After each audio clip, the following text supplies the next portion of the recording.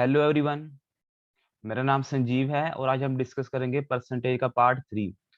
Percentage 1 और percentage 2 हमने already discuss कर लिया है। तो बेसिकली परसेंटेज 3 में आज हम क्या डिस्कस करेंगे कि सक्सेसिव के क्वेश्चंस को कैसे हम निकाल सकते हैं। ठीक है, सक्सेसिव क्वेश्चंस हो गए, मतलब कि आज जो आपकी परसेंटेज की क्लास है, थर्ड क्लास, वो मेनली किस पे डिपेंड है? सक्सेसिव और नेट परसेंटेज चेंज पे डिपेंड है। तो ये आपके लिए बहुत इंपॉर्टेंट क्लास है। ये जो कॉन्सेप्ट है आप अर्थमेटिक में बहुत सारे टॉपिक में यूज कर सकते हो। तो बहुत ही ध्यान से अच्छे से क्लास को सुनना है और पॉइंट्स को नोट करना है। डिस्कस करते हैं क्लास को। मेरे पास जो फर्स्ट पॉइंट है वो क्या है? Successive percentage change. अब देखिए सब लोग के सक्सेसिव परसेंटेज चेंज बेसिकली है क्या? ठीक है, सक्सेसिव परसेंटेज चेंज मैं तब बोलता हूँ जब मेरे पास किसी इनिशियल चीज पे चेंज हो रहा हो। सपोज करो कि मेरे पास अभी फिलहाल में 2021 में मेरे पास जो रुपीज हैं वो कितने हैं? 10,000 रुपीज है। ठीक है, कितने रुपीज है मेरे पास? 10,000 रुपीज है। ठीक है, और ये जो रुपीज है, ठीक है, ये जो रुपीज है 2022 में कितने परसेंट इंक्रीज हो गए? 10% इंक्रीज हो गए। और 2023 में कितने इंक्रीज हो गए? 10% फिर इंक्रीज हो गए। ठीक है, तो अगर मैं 2 सालों का नेट निकालना चाहूँ तो आप बेसिकली क्या करोगे? यहाँ पर एक फॉर्मूला अप्लाई कर सकते हो। ठीक है, अगर फॉर्मूला भी नहीं अप्लाई करोगे तो डायरेक्ट इसको किससे कर सकते हो? रेशियो मेथड से कर सकते हो। अब देखिए कई स्टूडेंट होंगे कि इसका 10% क्या करेंगे? पहले ऐसे 10% इंक्रीज करके देखेंगे। 10% कितना आया? 1000। ठीक है, तो अब 2022 में आपके पास जो अमाउंट है वो कितनी बनेगी? पहले कितनी थी? 10,000। 1000 इंक्रीज हो गई मीन्स 11,000 बनेगी। ठीक है, अब उसका का क्या करेंगे? 10% फिर से करेंगे आप इंक्रीज। ठीक है, वो कितना आया आपके पास? 11। यहाँ से अगर कैंसिल आउट करोगे तो क्या आएगा? 1100 रुपीज। ठीक है, तो अब देखिए मेरे पास 2 सालों का नेट आपका इंक्रीज होके कितना आ रहा है? अब देखो 2023 में आपकी जो अमाउंट बनेगी वो क्या बनेगी? इसमें मैं करूंगा प्लस, तो ये कितना आएगा? 12,100 रुपीज। मतलब कि अब 2 साल के बाद जो आपकी अमाउंट बन रही है वो कितनी बन रही है? 12,100 रुपीज। तो आपने ऐसा नहीं करना हर बार। सपोज करो आपको फिर से दिया हो गया 5% का इंक्रीज हो गया या 9% का डिक्रीज हो गया, तो ये आपके लिए बहुत लेंथी मेथड है। तो आपने बेसिकली सक्सेसिव परसेंटेज के लिए क्या फॉर्मूला यूज करना है? A plus B plus A B over 100। ठीक है, ये भी हर जगह पे यूज नहीं करना। ठीक है, बेसिकली रेशियो मेथड ही हम अप्लाई करेंगे। ठीक है, लेकिन इस फॉर्मूले को आपने याद रखना है। अब मैं देखूं कि फर्स्ट ईयर में मेरे पास कितना इंक्रीज हुआ? 10%। सेकंड में भी कितना हुआ? 10%। ठीक है, और 10 × 10 मेरे पास क्या आएगा? 100 डिवाइड करूंगा 100 से, यहाँ से क्या आएगा मेरे पास? 21%। मीन्स 2 साल में 21% मेरी जो अमाउंट है वो क्या हो रही है? इंक्रीज हो रही है। तो डायरेक्ट यहाँ से मैं देख सकता हूँ कि 10,000 के ऊपर 21% अगर मैं इंक्रीज करता हूँ तो मेरे पास कितना आएगा? 2100 रुपीज। तो आपकी न्यू अमाउंट क्या बनेगी? 10,000 प्लस 2100 रुपीज मीन्स कितनी आएगी? 12,100 रुपीज। ठीक है, सेम अमाउंट आपके पास क्या आ रही है? ठीक है, ऐसे ही अगर मैं बोलूं कि थर्ड साल में 5 ईयर का 5% का क्या हो गया? इंक्रीज हो गया। तो 5% का इंक्रीज का मतलब है कि 2 सालों का नेट आपके पास क्या है? 21%। फिर 3 सालों का अगर निकालना है आपने 5% के अकॉर्डिंग, तो फिर आपको सक्सेसिव किस किस का लगाना पड़ेगा? 21 और 5 का। ठीक है, 21 × 5 डिवाइड करो इसे 100 से, तो ये आपका क्या आएगा? 26। और यहाँ से अगर करोगे तो ये क्या आएगा? 105 मीन्स 1.05 27.05। तो ऐसे आप सक्सेसिव लगा के इजिली फाइंड कर सकते हो कि नेट चेंज या नेट सक्सेसिव परसेंटेज चेंज क्या आएगा। लेकिन मैं ये कहता हूँ कि मैं इस मेथड को अप्लाई नहीं करूंगा, क्योंकि बाद में आपको कंफ्यूजन हो सकती है। जैसे अगर यहाँ पे 10% था इंक्रीज, अगर यहाँ पे सपोज करो 14.28% इंक्रीज होता फर्स्ट ईयर में और सेकंड ईयर में होता 11.11%, तो अब आपके लिए ये फॉर्मूला अप्लाई करना डिफिकल्ट है।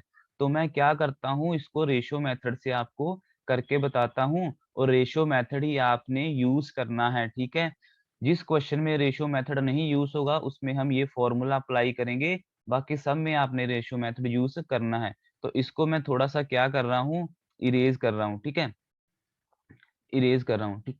अब मैंने क्या ली थी, आपके पास जो अमाउंट थी वो कितनी थी आपकी 10,000 रुपीज, ठीक है, 10,000 रुपीज थी। ये क्या है आपका, सपोज करो अमाउंट है आपकी, आप सपोज कर लो ये क्या है आपकी सैलरी है, ठीक है, कितनी है 10,000 रुपीज है। अब ये नेक्स्ट ईयर में आपकी 10% क्या हो रही है, इंक्रीज हो रही है, फिर नेक्स्ट ईयर में 10% इंक्रीज हो रही है। तो आफ्टर 2 ईयर्स आपकी सैलरी में क्या इफेक्ट आएगा। तो 10% का सबसे पहले तो मुझे ये बताइए कि 10% का मीनिंग क्या है। 10% का मीनिंग क्या है, 1/10। अब ये जो ऊपर है मैंने बताया है कि ये आपका क्या है, परसेंटेज चेंज है। ये जो ऊपर है ये क्या है, चेंज है। अगर आपके पास प्लस है मीन्स इंक्रीज हो रही है, तो आपने क्या करना है, इसको प्लस करना है। अगर डिक्रीज हो रही है तो क्या करना है, माइनस करना है। मीन्स अगर फर्स्ट ईयर के लास्ट में आपके पास प्रिंसिपल कितना था, सैलरी आपकी कितनी थी, 10 थी, तो अब ये कितनी हो जाएगी, 11 हो जाएगी, ठीक है। अमाउंट आपकी क्या बन जाएगी, 11 बन जाएगी। ऐसे ही सेकंड ईयर में 10% इंक्रीज करने को बोल रहा, तो ये क्या आएगा, 1/10। मीन्स अगर 10 थी तो क्या हो गई, 11। अब इसको कर दो आप सिंपली मल्टीप्लाई, ये कितना आएगा 100, ये कितना आएगा 121, ठीक है। तो ओवरऑल आप देख सकते हो, ओवरऑल आपका प्रिंसिपल क्या है, 100 रुपीज, और 3 साल के 2 साल के बाद आपकी अमाउंट क्या बन जाएगी, 121। तो मैं ये कह सकता हूँ कि जो मेरा 100 है वो किसके इक्वल है, 10,000 के इक्वल है, ठीक है। तो यहाँ से जो 121 आपका किसके इक्वल आएगा, 12,100 रुपीज के इक्वल आएगा। तो ये ही मेथड आपने क्या करना है, अप्लाई करना है। रेशियो मेथड हर क्वेश्चन में क्या करना है, आपने अप्लाई करना है, ठीक है। तो थोड़ा सा आगे अगर मैं चलूं, ये नेट परसेंटेज चेंज ये कुछ नहीं है, जो मैंने अभी डिस्कस किया वही है, वही है। सपोज करो पहले साल जो आपके पास कितने हैं, 10,000 रुपीज है, ठीक है, 10,000 क्या है, रुपीज है। फर्स्ट ईयर में आपकी इनकम कितनी इंक्रीज हो गई, 9.09%, ठीक है। सेकेंड ईयर में आपकी कितनी इंक्रीज हो गई, यहाँ पे आप लिख सकते हो 11.11% ठीक है। थर्ड ईयर में कितनी इंक्रीज हो गई, थर्ड ईयर में आप ये लिख दो कि आपकी क्या होगी, डिक्रीज हो गई, कितनी 10% डिक्रीज हो गई, ठीक है। तो अब देखो नेट इफेक्ट 3 साल के बाद में आपके जो प्रिंसिपल है, आपकी जो सैलरी है उस पर क्या आएगा, 9.09% इंक्रीज होने का क्या मतलब है, क्या मतलब है, आपकी वैल्यू क्या है, 1/11 इसकी। मीन्स 11 से आपकी वैल्यू क्या बन गई, 12 बन गई फर्स्ट ईयर के लास्ट में। सेकेंड ईयर के लास्ट में क्या बनेगी, 11.11% का क्या मतलब है, 1/9। मीन्स 9 से क्या हो गई, 9 से क्या हो गई, सभी लोग देख सकते हो 10 हो गई, ठीक है। ऐसे ही थर्ड ईयर में आपकी क्या हो रही है, डिक्रीज हो रही है 10%। तो यहाँ से डिक्रीज है तो इसको क्या होगा, माइनस करेंगे, 10 से कितनी हो गई, 9 हो गई। अब ये जो क्रॉस मल्टीप्लाई में आ रहे नंबर्स ये क्या हो जाते हैं, कैंसिल आउट हो जाते हैं, ठीक है। क्योंकि यहाँ पर अब जो रेशियो लिखोगे इसको मल्टीप्लाई करके तो भी तो कैंसिल ही होंगे, तो मैं यहाँ पे डायरेक्ट ही कैंसिल कर देता हूँ। तो देखो 11 से क्या बन गई आपकी, 12 बन गई, ठीक है। मीन्स 11 जो है आपकी किसकी वैल्यू है, 10,000 की वैल्यू है। तो यहाँ से जो 12 आएगी किसकी वैल्यू आएगी, इजिली आप क्या कर सकते हो, निकाल सकते हो, ठीक है। ये आएगी आपकी वैल्यू, बहुत सिंपल है, ठीक है। ऐसे ही हम क्वेश्चन पे अप्लाई करते हैं, फिर आपको अच्छे से समझ आएगा। तो डिस्कस करते हैं आज का फर्स्ट पैटर्न, ठीक है। आज का फर्स्ट कॉन्सेप्ट आपने स्टार्टिंग में जो मैंने करवाया है आपको, सक्सेसिव परसेंटेज चेंज और नेट परसेंटेज चेंज, उस पे ही सारा टॉपिक है आज, अच्छे से ध्यान से समझना, ठीक है। अब देखो एक्सपेंडिचर प्राइस और कंजप्शन में आपका जो रिलेशन है वो क्या बनेगा, वो क्या बनेगा। देखिए किसी भी कंपनी का एक्सपेंडिचर किसके प्राइस है, किसके इक्वल है, किसके इक्वल है कि आपका जो प्राइस है किसी भी आइटम का वो कितना है और उसकी कंजप्शन कितनी हो रही है, वो क्या है, आपका एक्सपेंडिचर है किसी भी कंपनी का। अब यहाँ से देखिए एक्सपेंडिचर जो मेरा है किस पे डिपेंड है, प्राइस और कंजम्पशन पे डिपेंड है। मतलब नेट ओवरऑल इफेक्ट जो आएगा, नेट ओवरऑल जो इफेक्ट आएगा वो किस पे आएगा, एक्सपेंडिचर पे आएगा। किस पे आएगा, नेट ओवरऑल इफेक्ट किस पे आएगा, एक्सपेंडिचर पे आएगा, ठीक है।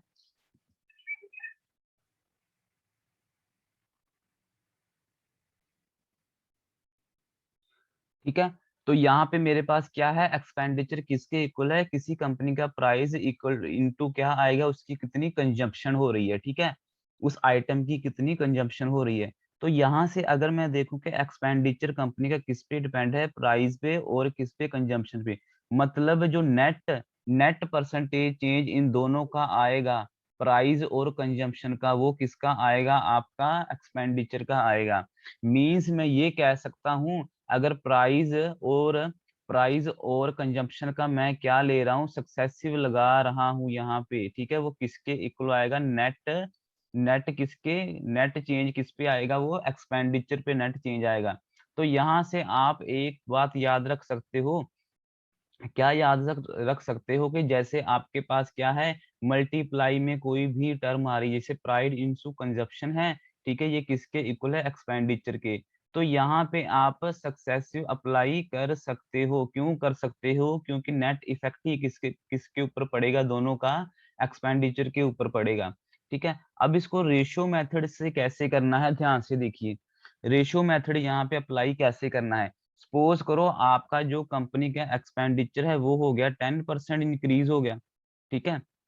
पहले आप प्राइस को ले लो, ठीक है, प्राइस कितना इंक्रीज हो गया, 10% इंक्रीज हो गया, और आपकी जो कंजप्शन है वो कितनी इंक्रीज हो गई, 11.11% क्या हो गई, इंक्रीज हो गई। तो नेट इफेक्ट इस पे क्या पड़ेगा, एक्सपेंडिचर पे क्या पड़ेगा, देखो एक्सपेंडिचर पे नेट नेट इफेक्ट क्या पड़ेगा, प्राइस कितना इंक्रीज हो गया, 10%, मीन्स 10 टू क्या हो गया, 11 हो गया, कंजम्पशन कितनी इंक्रीज हो गई, 11.11%, मीन्स इसकी वैल्यू मेरे पास है 1/9, मीन्स 9 से क्या हो गई, 10 हो गई। तो यहाँ से देखिए डायरेक्ट आपने इसको करना है मल्टीप्लाई, यहाँ से क्या आएगा, 9:11, मीन्स पहले आपका एक्सपेंडिचर क्या था, 9 था, तो अब क्या हो गया, 11 हो गया, कितना इंक्रीज आया इसमें, 2 का, किसके ऊपर, ओरिजिनल के ऊपर, ठीक है। तो यहाँ से आपकी वैल्यू कितने आएगी, कितने परसेंट इंक्रीज हुआ है, 22.22% का इंक्रीज हुआ है। ये तो था सिंपल कि एक ही साइड में आपको ये करना था, लेकिन अगर एक्सपेंडिचर गिवन हो, इन दोनों में से एक वैल्यू गिवन हो, तब रेशियो मेथड को कैसे अप्लाई करना है वो देखो ध्यान से, ठीक है। अब देखो एक्सपेंडिचर उसने बोल दिया कि एक्सपेंडिचर कितना है, 10% क्या हो गया, इंक्रीज हो गया, ठीक है, जिसकी वजह से जो प्राइस है कितना डिक्रीज हो गया, 9.09% क्या हो गया, डिक्रीज हो गया। तो वो बोल रहा है कि कंजम्पशन पे क्या इफेक्ट पड़ेगा, तो एक्सपेंडिचर क्या हो गया आपका, देखो क्या हो गया, इंक्रीज हो गया, मीन्स 10 से क्या हो गया, 11 हो गया, ठीक है। और आपका जो प्राइस है वो क्या हो गया, वो क्या हो गया, डिक्रीज हो गया, मीन्स 1/11 इसकी वैल्यू है, मीन्स 11 से क्या हो गया, क्या हो गया, 10 हो गया, ठीक है। तो कंजप्शन पे क्या इफेक्ट पड़ा, अब देखो अगर ओवर 2 में आ जाए टर्म, उसकी रेशियो निकालने के लिए यहाँ पे मैं क्या बोल रहा हूँ, ध्यान से सुनिए, यहाँ पे अगर आपने निकालना है कंजम्पशन, तो आएगा क्या, expenditure over price equal to consumption, ठीक है। अगर ओवर में कभी भी आए, अगर रेशियो निकालना है, तो आपको क्रॉस मल्टीप्लाई करना पड़ेगा। सबसे पहले आपने ये लिखना है, क्रॉस मल्टीप्लाई करके 10 into 10 क्या आएगा आपका, यहाँ पे 100, और यहाँ से क्या आएगा, 121। तो अब मैं अगर देखूं कि आपका जो कंजम्पशन पे क्या इफेक्ट पड़ा, कंजम्पशन हो गया इंक्रीज, कितने परसेंट इंक्रीज हुआ, 21%। तो ये है रेशियो मेथड आपका, इसको बहुत ही अच्छे से आपने ध्यान रखना है कि कैसे आपने अप्लाई करना है। अगर डायरेक्ट मल्टीप्लाई में आ रहा है रेशियो, तो आपने कुछ नहीं करना, मल्टीप्लाई कर देनी है दोनों की रेशियो, ठीक है, ऊपर नीचे मल्टीप्लाई कर देना है। अगर ओवर में आ रहा है तो आपको क्रॉस मल्टीप्लाई करना पड़ेगा, ये आपकी क्या थी, ओरिजिनल कंजम्पशन थी, ये आपकी क्या है, न्यू है, ठीक है। तो क्वेश्चंस करते हैं, उसके अकॉर्डिंग थोड़ा सा आपको कॉन्सेप्ट पता लगेगा। सो डिस्कस करते हैं फर्स्ट क्वेश्चन को। Price of a food grains increased by 20% due to its consumption was decreased by 5%, ठीक है। What would be the percentage change in expenditure? तो expenditure का मुझे सिंपल सा फॉर्मूला क्या पता है, price into consumption, ठीक है। अब price of a food grains increased 20%, 20% अगर increase हो रहा है तो 20% का क्या मतलब है, प्राइस क्या हो रहा है आपका, प्राइस क्या हो रहा है, देखो प्राइस क्या होगा, 20% मीन्स 1/5, प्राइस क्या हो रहा है, 5 से क्या हो रहा है, 6 हो रहा है, ठीक है। और सेकंड आपका जो है कंजम्पशन डिक्रीज हो गई 5%, तो कंजम्पशन जो है आपकी वो क्या हो रही है, 25% डिक्रीज हो रही है। तो 5% क्या हो रही है, डिक्रीज हो रही है। तो 5% का मतलब क्या है, 5/100, यहाँ से क्या आएगा 1/20, मीन्स 20 से क्या हो गई आपकी 19 हो गई, ठीक है, 19 हो गई। तो अब मैं ओवरऑल जो प्राइस और कंजम्पशन का इफेक्ट आएगा वो क्या आएगा, एक्सपेंडिचर पे आएगा। तो यहाँ से आपकी वैल्यू क्या आ रही है, 100 आएगी, ठीक है, और यहाँ से आपकी वैल्यू क्या आएगी, 114। तो आप इजिली देख सकते हो तो कितना परसेंट आपका इंक्रीज हो रहा है, क्या एक्सपेंडिचर कितना परसेंट, 14%। कौन सी ऑप्शन बनेगी आपकी, सी ऑप्शन, ठीक है। नेक्स्ट क्वेश्चन को देखते हैं। The price of pulse is increased by 6.66% and consumption of its increased by 41/6%। Means इसका ये देखो, ये क्या है, 41/6% है, ठीक है। Then what will change its expenditure. तो एक्सपेंडिचर का सिंपल सा फॉर्मूला मुझे क्या पता है, प्राइस इनटू कंजम्पशन, ठीक है। तो अब देखो प्राइस आपका क्या हो रहा है, इंक्रीज हो रहा है, कितने परसेंट, 6.66%। तो इसकी वैल्यू क्या है, 1/15, ठीक है, ये है प्राइस आपका। तो कंजम्पशन अब क्या हो रही है आपकी, वो भी इंक्रीज हो रही है, कितनी इंक्रीज हो रही है, 4/6%। तो 4/6% बेसिकली है कुछ भी नहीं, क्या आएगा ये, 25/6%। और परसेंट की जगह पे मैं क्या लिख सकता हूँ यहाँ पे, 600, ठीक है, 100 नीचे आएगा।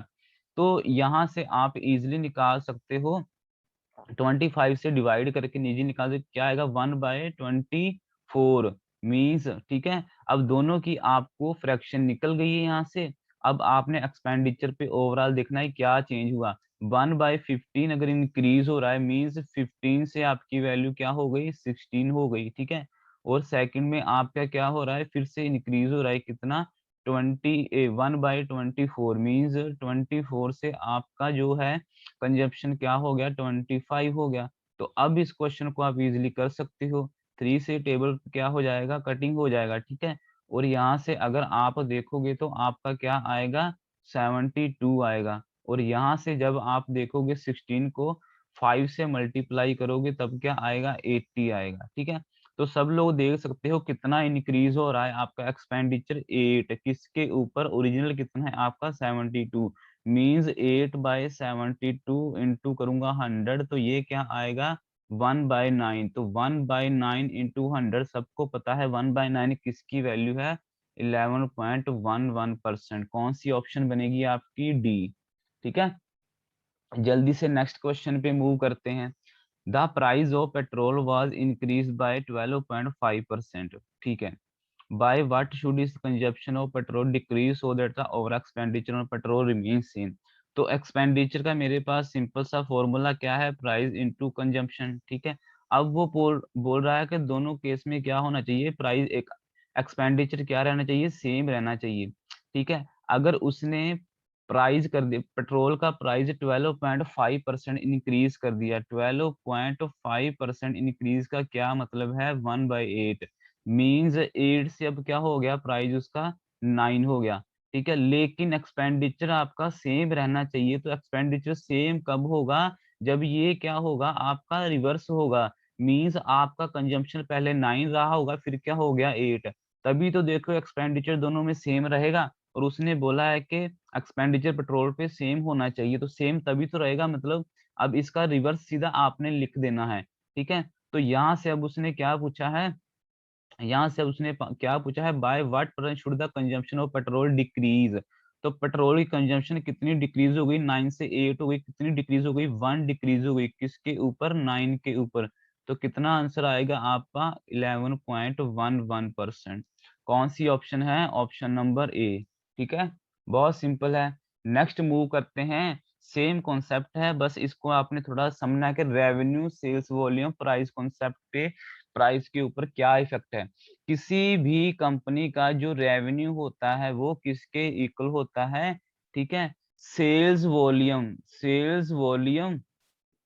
ठीक है, into into selling price of each article, ठीक है। ये रेवेन्यू का फॉर्मूला है सिंपल सा। तो S into selling price into sales volume into selling price आप यहाँ पे लिख सकते हो। ये किसका फॉर्मूला है? रेवेन्यू का। और यहाँ पे भी आप देख रहे हो इजिली के सेल्स वॉल्यूम और सेलिंग प्राइस का जो ओवरऑल इफेक्ट है किस पे पड़ेगा? रेवेन्यू पे। तो यहाँ पे भी आप सक्सेसिव यूज कर सकते हो, ठीक है। और क्या यूज कर सकते हो? रेशियो मेथड भी इसमें यूज कर सकते हो। तो जल्दी से क्वेश्चन पे मूव करते हैं। The selling price of each article was reduced bye 20%। तो सबसे पहले मैं रेवेन्यू क्या लिखता हूँ कि मेरे पास क्या है? Sales volume into selling price of each article, ठीक है। The selling price of each article reduce by 20%। तो ये कितना रिड्यूस हो गया? देखो 20% रिड्यूस हो गया, ठीक है। Still overall revenue increase by 20%। तो ओवरऑल रेवेन्यू अभी भी क्या हो रहा है? 20% क्या हो रहा है? इंक्रीज हो रहा है। What was the percentage change in his article sold? ठीक है। What was the percentage change in the number of articles sold? ठीक है।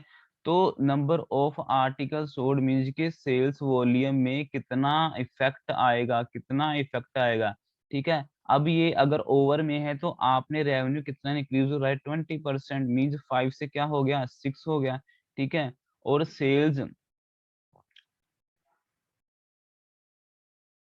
हाँ, ईच आर्टिकल का जो सेलिंग प्राइस है वो क्या हो रहा है? रिड्यूस हो रहा है कितना? 20% से, मीन्स 5 से क्या हो गया? 4 हो गया। अब इस केस में आपने क्रॉस मल्टीप्लाई करना है क्योंकि वैल्यू निकालनी है इसकी, और ओवर में जब भी रेशियो आए तो क्रॉस करना है। यहाँ से क्या आएगा आपका 20, यहाँ से क्या आएगा आपका 30। तो आप देख सकते हो, आप देख सकते हो कि क्या हो रहा है, कितना परसेंटेज का चेंज आ रहा है? 10 का, किसके ऊपर? 20 के ऊपर, ठीक है। तो आंसर यहाँ से आपका डायरेक्टली क्या आएगा? क्या आएगा यहाँ से देखो? 50%, ठीक है। बहुत इजी है क्वेश्चन। नेक्स्ट क्वेश्चन को डिस्कस करते हैं। When the price of an item was reduced by 35%, then its sale was increased by x%। If there is increase in 70% in the receipt of revenue, then the value of x will be. तो इसमें भी कुछ नहीं है, revenue का formula क्या है? Selling sales volume into selling price of each article. तो इस केस में आपके पास सिंपल सिंपल वैल्यूज हैं, तो यहाँ पे क्या करो? आप लगाओ सक्सेसिव। यहाँ पे देखो, when the price of an item was reduced by 35%, ठीक है। तो आइटम का प्राइस कितना रिड्यूस हो गया? 35%, ठीक है। And its sale was increase by x%। Sale कितनी इंक्रीज हुई है? x%, ठीक है। There if there is an increase of 70% in the revenue of receipt, ठीक है। यहाँ पे कितना इंक्रीज हो रहा है आपका? 17%। तो यहाँ से आप सक्सेसिव लगा सकते हो। इन दोनों का सक्सेसिव किसके इक्वल आएगा? इसके, ठीक है। x माइनस 35, ठीक है, माइनस 35 एक्स ओवर 100, और किसके इक्वल आएगा? 17 के। तो यहाँ से अगर आप देखोगे कि ये एक्स एक्स की वैल्यूज को एक साइड लिख लो, दूसरी वैल्यूज को एक साइड लिख लो, ठीक है। तो इजिली यहाँ से आप क्वेश्चन को कर सकते हो। देखो ध्यान से, अगर मैं यहाँ पे 17 प्लस 35 करूंगा तो मेरा क्या आएगा इधर? 52, ठीक है। और ये क्या है? x माइनस 35 एक्स बाय 100, ठीक है। और यहाँ से अगर मैं देखूंगा, इस एलसीएम लूंगा तो यहाँ पे ऊपर क्या आएगा? 100x।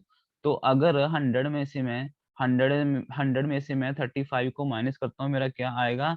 65x। डिवाइड करूंगा इससे 100 से, किसके इक्वल है? 52 के, ठीक है। अब ये 13 के टेबल पे कटिंग हो रहा है। 13 4 द 52, 13 5 द कितना आएगा? 65। और ये 5 के टेबल पे कटिंग हो रहा है, क्या हो रहा है? 20। तो x की वैल्यू यहाँ से क्या आ रही है? देखो 80, ठीक है। कौन सी ऑप्शन है आपकी? Option number B. तो आपको बेसिकली ये पता होना चाहिए कि फॉर्मूला कहाँ पे अप्लाई करना है आपने, ठीक है, और रेशियो मेथड कहाँ पे अप्लाई करना है। अब इस क्वेश्चन में फॉर्मूला अप्लाई करना इजी था, ठीक है। जल्दी से नेक्स्ट क्वेश्चन पे मूव करते हैं।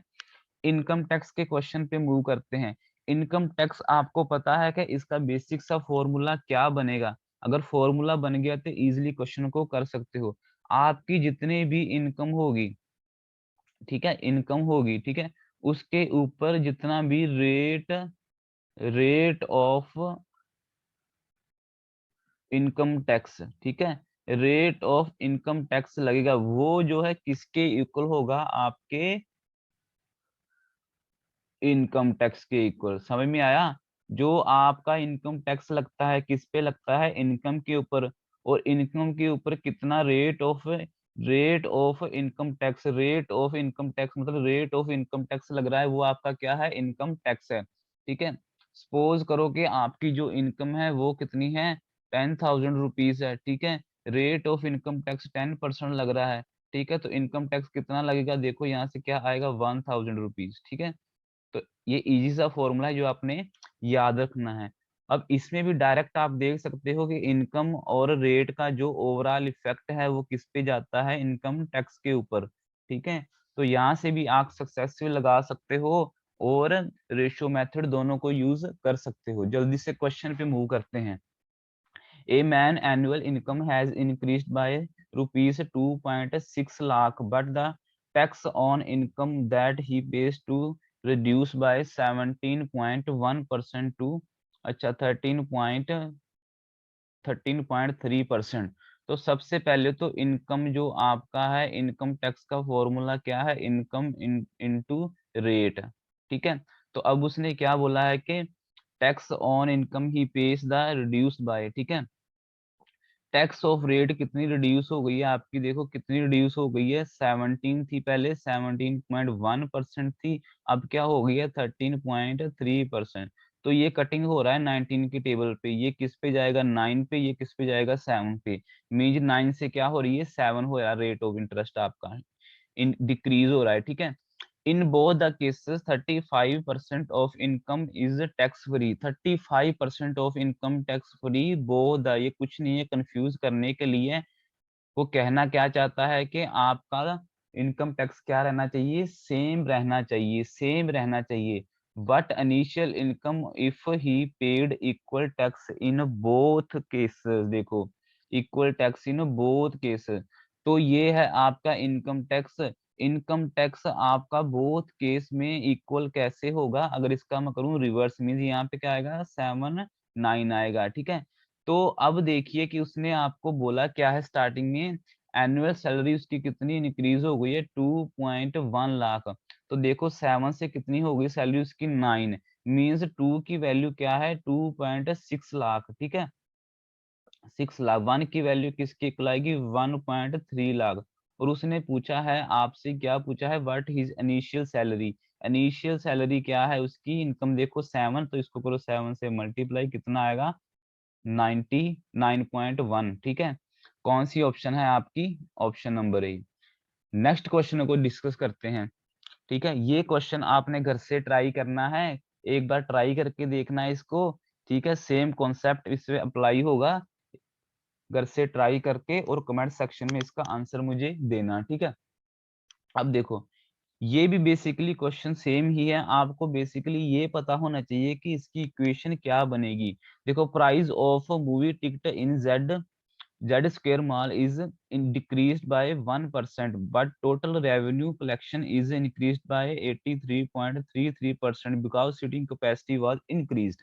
ठीक है, तो अब देखो मेरी बात ध्यान से सुनो कि जो आपकी है टोटल नंबर, ठीक है, टोटल रेवेन्यू होगा किसी भी सिनेमा हॉल का, टोटल रेवेन्यू किसके इक्वल होगा कि आपका टिकट का प्राइस कितना है। ठीक है, टिकट प्राइस, ठीक है, और इनटू टोटल कैपेसिटी। ठीक है, सपोज करो टिकट का प्राइस है 100 और सीट्स कितनी है 100, तो कितना हो गया 10,000 उसका होगा रेवेन्यू, किसका किसका होगा रेवेन्यू, सिनेमा हॉल का। ठीक है, अब क्वेश्चन में कुछ नहीं है, अब फिर आप कहोगे सर ये तो सिंपल है, टोटल रेवेन्यू किसके इक्वल है, टिकट प्राइस और टोटल कैपेसिटी के इक्वल है, मीन इन दोनों का नेट इफेक्ट ही किसके इक्वल है, रेवेन्यू के इक्वल है। यहाँ पे आप सक्सेस भी लगा सकते हो और रेशियो मेथड भी यूज कर सकते हो। तो अब देखो करते हैं, price of movie ticket in Z square mall, ठीक है, इज डिक्रीज बाय 1%। ठीक है, तो मूवी की टिकट का प्राइस हो गया डिक्रीज, 1% डिक्रीज हो गया, मीन्स पहले 100 था तो अभी कितना हो गया 99। ठीक है, और but total revenue collection increased by 83.33%, 83.33% क्या हो गई, इंक्रीज हो गई। तो 83.33% क्या है, 1 माइनस, इसको मैं क्या लिख सकता हूँ, ध्यान से देखो, 1 माइनस 16.67%।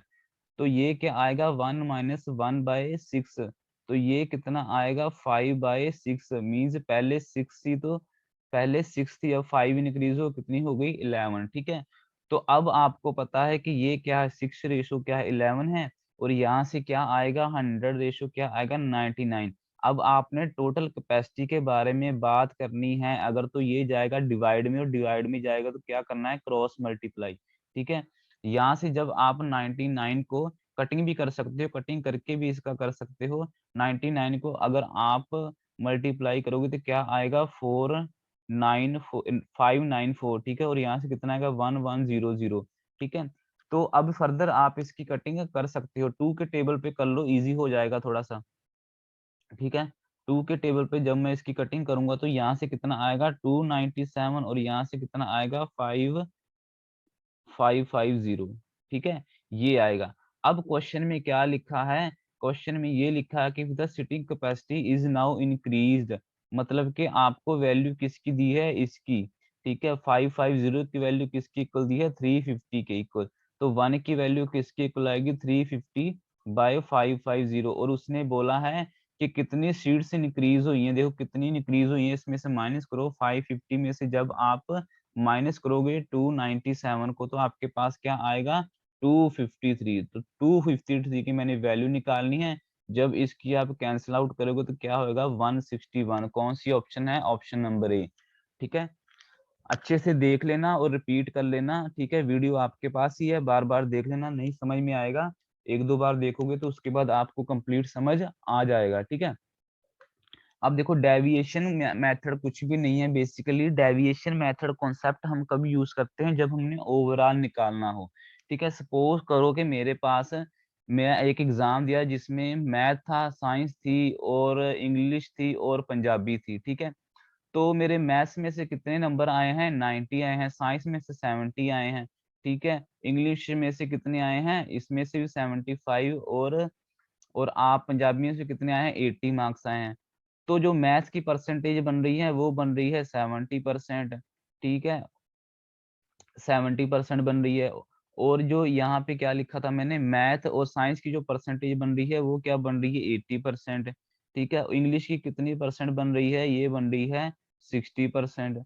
ठीक है, और पंजाबी कितनी बन रही है, ये बन रही है 90%। तो ओवरऑल परसेंटेज अगर आपको निकालना है, ओवरऑल इफेक्ट को ही मैं क्या बोलता हूँ, डेविएशन और ओवरऑल इफेक्ट।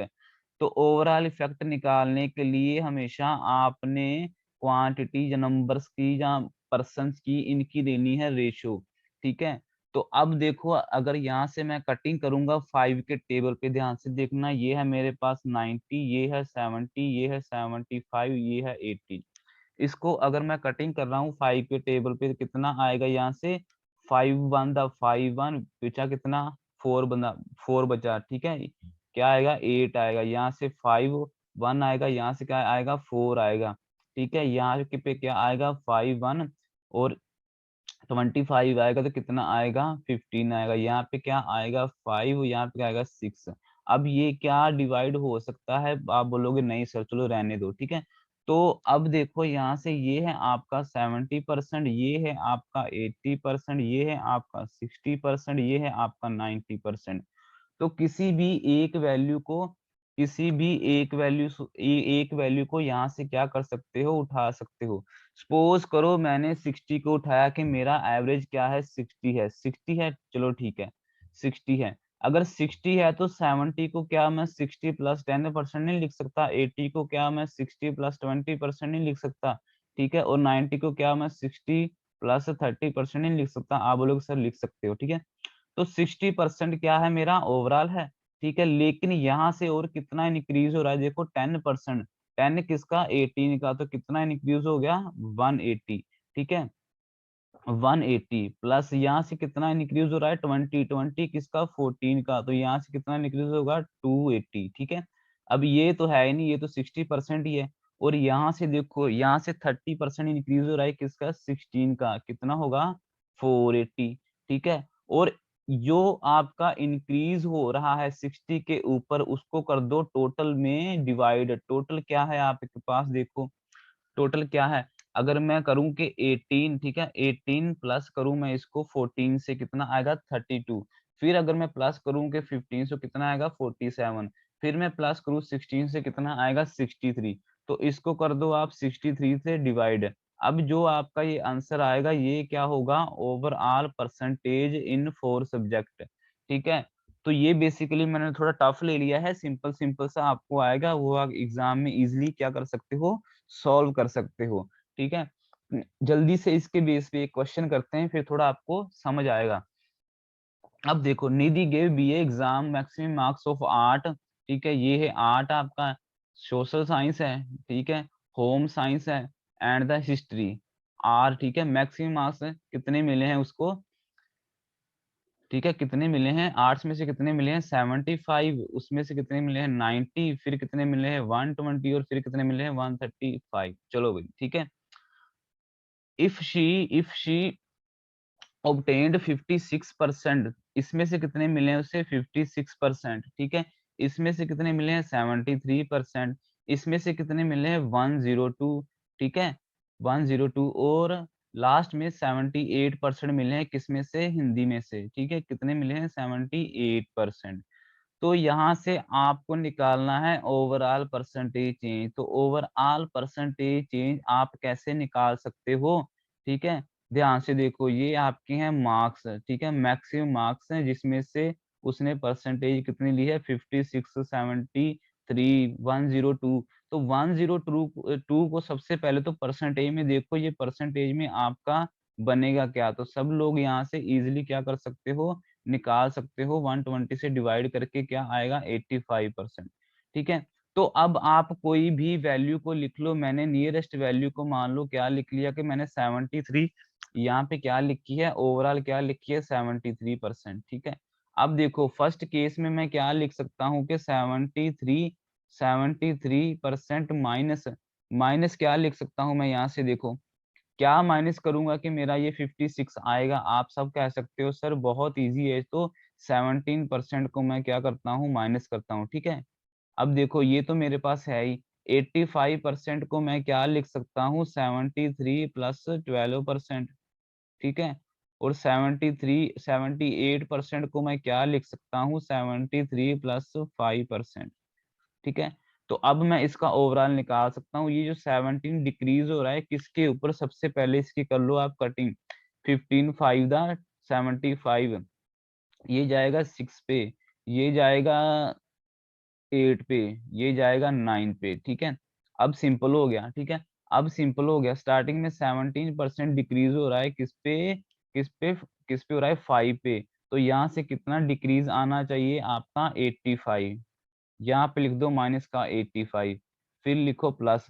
अब देखो 12 किस पे इंक्रीज हो रहा है 8 पे, तो 12 इंटू 8 कितना आएगा 96 आएगा, ठीक है। कितना आएगा 96, तो मैंने लिख दिया 96 से यहाँ पे है, ठीक है। फिर प्लस देखिए 5 किस पे इंक्रीज हो रहा है 9 पे, तो कितना आएगा 45। और ओवरऑल सबके देखो कितना हो रहा है ये 5 11, ठीक है, 11 और 8 क्या होगा आपका 19, 19 और 9 कितना होगा 28, ठीक है। तो अब देखो आपके पास जो वैल्यू है वो क्या आएगी 73 से तो प्लस ही आएगी, कितनी प्लस आएगी, मतलब सी आपकी ऑप्शन क्या होगी कैंसल। अब ये 73 प्लस देखो, इसको थोड़ा सा कैलकुलेट आपको करना पड़ना, 96 में से अगर मैं 85 को माइनस करूँ तो क्या आएगा 11, और उसमें 45 में प्लस करूँ तो क्या आएगा 56, ये क्या आएगा 8, ठीक है। तो ये जाएगा 2 के ऊपर, ठीक है। तो कितना आएगा आपका 75%, कौन सी ऑप्शन है आपकी, ऑप्शन नंबर ए। बहुत सिंपल है, बहुत स्लोली मैंने इसको करवाया है कि आपको अच्छे से कॉन्सेप्ट समझ में आ जाए, ठीक है। अब जल्दी से देखो नेक्स्ट क्वेश्चन को डिस्कस करते हैं। If the value of machine depreciate by 10% every year, what will be the net percentage change in the value of 4 year. अगर हर साल 10% डिक्रीज हो रही है तो सक्सेसिव ही लगा लो, इजी रहेगा। ये क्या आएगा 100, ये क्या आएगा 100, यहाँ से 19%। फर्स्ट 2 ईयर का 19 है तो नेक्स्ट 2 ईयर का भी क्या होगा आपका 19 होगा, ठीक है, 19 होगा। तो ये आपका कितना आएगा, -34.39, ठीक है। कौन सी ऑप्शन है आपकी, ऑप्शन नंबर डी, ठीक है। रेशो से भी कर सकते हो, रेशो से कैसे आएगा, डिक्रीज हो रही है मतलब 10 से क्या हो गई 9, फिर 10 से क्या हो गई 9, फिर 10 से क्या हो गई 9, फिर 10 से क्या हो गई 9, ये कितना आएगा यहाँ पे 10,000, हाँ 10,000, और ये कितना आएगा आपके 81 इंटू 81 को आप मल्टीप्लाई करोगे तो क्या आएगा यहाँ से 16, ये आएगा, ठीक है, 73,73,61, ठीक है, यही आएगा। सब लोग एक बार देख सकते हो, 9 इंटू 9 81, फिर 81 को मैं करता हूँ फिर से 81 से मल्टीप्लाई, ठीक है। सॉरी यहाँ पे थोड़ी सी आई थिंक मिस्टेक हो गई है, हाँ ये थोड़ा सा मिस्टेक हो गया यहाँ से, ठीक है। यहाँ से क्या आएगा 65 आएगा, 65। तो अगर 100 के ऊपर, आपको पता है 100 के ऊपर ही इंक्रीज और डिक्रीज निकालना है, दोनों तरफ 100 से डिवाइड करोगे तो 100 रेशो क्या आएगा 65/61, ठीक है, 65.61। तो कितना आपका यहाँ पे डिक्रीज होगा, डी ऑप्शन। आई होप सबको समझ में आ रहा होगा, ठीक है। जल्दी से नेक्स्ट क्वेश्चन को मैं देखता हूँ। इन income of Rahul increased by 20%, 25% in first and second year and decreased by 10% in the third year. What will the ratio of initial to, ठीक है। इसमें क्या करो, रेशियो अप्लाई कर लो। 20% क्या हो रही है, इंक्रीज मीन्स 5 से क्या हो गई 6 हो गई, 25% मीन्स 4 से क्या हो गई है 5 हो गई है, ठीक है। डिक्रीज हो गई 10 से क्या हो गई 9 हो गई है, ठीक है। ये कितना आ रहा है आपके पास 20, 20, और ये कितना आ रहा है, हाँ 20 ये आ रहा है आपको। इसको कैंसिल आउट कर लो सबसे पहले तो इजी हो जाएगा, ठीक है। ये 5 से 5 कैंसिल कर लो, ये बस यही आएगा, ठीक है। ये जाएगा 5 पे और ये जाएगा 3 पे, ठीक है। कितना आएगा 20/27। तो इनिशियल टू फाइनल कितनी रेशियो बन रही है 20/27। कौन सी ऑप्शन है आपकी, बी ऑप्शन है। जल्दी से नेक्स्ट क्वेश्चन पे मूव करते हैं। The production of rice decrease by 10% in the first year, by what price should it increase in the second year, overall percentage कितना बन जाए आपका 10% इन 2 ईयर। तो इसमें भी सक्सेसफुल लगा लो, ठीक है। फर्स्ट ईयर में आपका डिक्रीज हो रहा है 10%, ठीक है। सेकंड में कितना इंक्रीज, उसने बोला इंक्रीज होके जो ओवरऑल है आपका किसके इक्वल आ जाए 20% के, 20% इंक्रीज के इक्वल आ जाए। तो यहाँ से आ क्या आएगा 90x/100, यहाँ से क्या आएगा 30, ठीक है। तो आराम से आप देख सकते हो ये किस पे जाएगा 3 पे। x की वैल्यू क्या आएगी 1/3 इंटू 100, 1/3 क्या है 33.33%। कौन सी ऑप्शन है, ए, ठीक है। नेक्स्ट पे चलते हैं। अब देखो ये जो क्वेश्चन है एरिया और वॉल्यूम वाले, इसमें आपने ये देखना है कि आपकी बात किस पे हो रही है। जैसे इस क्वेश्चन में the length of the rectangle increase by 20%, what will be the percentage change in its area. तो आपको रेक्टेंगल का एरिया पता है कि L इंटू बी है, ठीक है। अब देखो उसकी लेंथ 20% चेंज हो रही है लेकिन ब्रेथ तो सेम ही है, मीन्स जितना इन दोनों में इफेक्टिव चेंज होगा उतना ही एरिया में चेंज होगा। अगर लेंथ 20% इंक्रीज हो रही है तो एरिया भी क्या होगा 20% इंक्रीज होगा, ऑप्शन नंबर डी, ठीक है। नेक्स्ट क्वेश्चन देखिए। The ratio of radius and height of a cylinder 3:5, if the radius was increase by 20%, height was decrease by 25%, then what will be the percentage change in volume. तो सबसे पहले तो आपको cylinder का volume पता होना चाहिए। वॉल्यूम क्या है, सबको पता है पाई आर स्क्वायर एच, ठीक है। अब देखो जो वॉल्यूम है आपका, यहाँ पे पाई हमेशा कांस्टेंट ही रहेगा, ठीक है, पाई कांस्टेंट वैल्यू है एक। तो वॉल्यूम का जो ओवरऑल चेंज है किस पे डिपेंड है, आर स्क्वायर और एच पे। तो आर स्क्वायर को क्या आर इंटू एच नहीं लिख सकता, ठीक है। अब यहाँ पे आर का और आर का सक्सेसिव लगा, फिर किसका लगेगा एच का लगेगा। तो आप इजिली यहाँ से देख सकते हो कि the radius of increase by 20%, 20% increase हुआ तो स्केयर इंक्रीज हो रहा है, मीन्स 20% का 2 बार आएगा सक्सेसिव, ठीक है। यहाँ से आपकी वैल्यू क्या आएगी 44% क्या हो गया, रेडियस में इंक्रीज हो गया। लेकिन बाद में हाइट इसकी क्या हो गई, डिक्रीज हो गई 25%। तो 44 से अब 25% हम क्या जाएंगे, डिक्रीज में जाएंगे, ठीक है, डिक्रीज में जाएंगे। तो ये आएगा आपका आंसर। तो यहाँ से देखिए आपका जो आंसर है वो काफी आपको कॉम्प्लिकेट सा लग रहा होगा, तो इसको मैं रेशियो मेथड से भी इजिली बना सकता हूँ। यहाँ पे मेरा क्या आएगा 19, और 19 में से मैंने क्या माइनस करना है, ये जाएगा 4 पे, और यहाँ पे क्या जाएगा 11।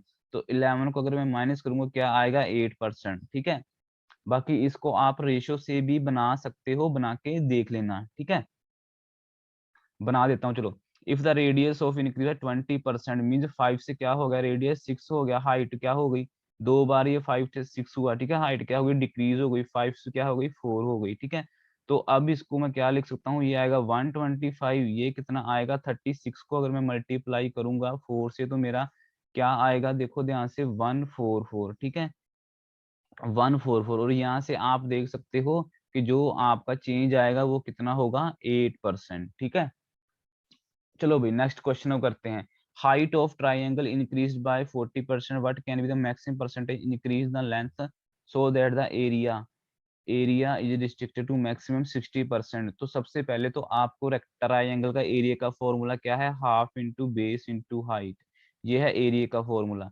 तो इसमें 1/2 क्या है, कांस्टेंट है, मींस बी और एच का जो इफेक्टिव चेंज होगा वो किसके इक्वल होगा, एरिया के। तो यहाँ पे लिखा है कि height of a triangle increase, height कितनी इंक्रीज हो गई 40%। What should be the increase in the length, length में, हाँ लेंथ इंटू ब्रेथ आएगा, सॉरी एल इंटू बी आएगा यहाँ पे। ठीक है, लेंथ इंटू ब्रेथ। ठीक है, तो लेंथ में कितना चेंज होना चाहिए, कितना परसेंट इंक्रीज होना चाहिए, ये कितना इंक्रीज होना चाहिए कि एरिया आपका 60% इंक्रीज हो। तो अब इसमें सक्सेसिव लगाना आपके लिए क्या है, इजी है। ठीक है, तो सक्सेसिव इसमें लगा लो, जल्दी से आंसर को निकाल सकते हो। यहाँ से क्या आएगा 20, और यहाँ से क्या आएगा 140x/100, और ये क्या है आपका 20, ये किस पे जाएगा 7 पे जाएगा। 7x, x से x क्या हो जाएगा, कैंसिल हो जाएगा, कैंसिल नहीं होगा इसमें, हाँ कैंसिल नहीं होगा। x तो हमने बेसिकली निकालना है, 1/7 इंटू 100 क्या आएगी वैल्यू आपकी सी, 14.28%। नेक्स्ट क्वेश्चन को डिस्कस करते हैं, और लास्ट क्वेश्चन है आपका, ए नंबर इंक्रीज बाय 30%, 30% इंक्रीज हो गया, मीन्स 30% का आपका क्या मीनिंग है, देखो 30/100, तो यहाँ से क्या हो गया 10 से कितना हो गया 13। ठीक है, फिर डिक्रीज हो गया 25% से क्या हो गया डिक्रीज हो गया, मीन्स 4 से क्या हो गया 3 हो गया। ठीक है, एंड फर्दर इंक्रीज, फिर 25% क्या हो गया इंक्रीज हो गया, मीन्स 4 से क्या हो गया 5 हो गया। What is the net increase और decrease percentage in the number, number में कितना इंक्रीज और डिक्रीज आया। ठीक है, कितना इंक्रीज और डिक्रीज आया, तो डायरेक्ट आप निकाल सकते हो, ये कितना आएगा 40, 40 को मल्टीप्लाई करूंगा 4 से कितना आएगा 160। ठीक है, ये आपका कितना आएगा 39, 39 को अगर मैं 5 से मल्टीप्लाई करता हूँ क्या आएगा 195। ठीक है, तो अगर ये 5 के, हाँ 5 के टेबल पे इसकी कटिंग हो रही है, तो आप इजिली क्या करो 5 के टेबल पे, वो ये क्या आएगा 32 आएगा। ठीक है, ये जो आएगा ये क्या आएगा 195 को अगर मैं 5 से यहाँ से डिवाइड करूंगा ये क्या आएगा 39 आएगा। ठीक है, तो अब आप निकाल सकते हो, देखो कितना हो रहा है इसमें इंक्रीज हो रहा है, अगर डिक्रीज हो रहा है आप बोलोगे सर इंक्रीज हो रहा है, कितना इंक्रीज हो रहा है 7 का इंक्रीज हो रहा है, और किस पे इंक्रीज हो रहा है 32 पे। तो यहाँ से आप इजिली निकाल सकते हो। ठीक है, अप्रोक्सीमेशन लगाओ इसमें कि अप्रोक्सीमेट आपका कितना आएगा, 21.8 समथिंग आएगा, तो इसका आंसर क्या होना चाहिए 21 के ऊपर ही आएगा, इसका आंसर कौन सा होना चाहिए, डी। ठीक है, ठीक है, आई होप यहाँ तक सबको समझ में आया होगा। ठीक है, ये परसेंटेज 3 की क्लास आपके लिए बहुत इंपॉर्टेंट थी, आपने बहुत अच्छे से इसको करना है। ठीक है, अच्छे से रिवीजन करना, नेक्स्ट क्लास में हम परसेंटेज की या क्वेश्चन लेके आएंगे या फिर न्यू टॉपिक लेके आएंगे। ठीक है, तो अच्छे से प्रिपरेशन करो अपनी, और किसी को कोई डाउट होगा तो कमेंट सेक्शन में लिख देना। ठीक है, thank you so much, thank you so much class, और मेरे चैनल को सब्सक्राइब कर लो अगर आपको वीडियोस अच्छी लगती हैं, तो आने वाली वीडियोस भी आपको ऐसे ही मिलती रहेंगी और अच्छे अच्छे से आपकी प्रिपरेशन होती रहेगी। Thank you so much, thank you.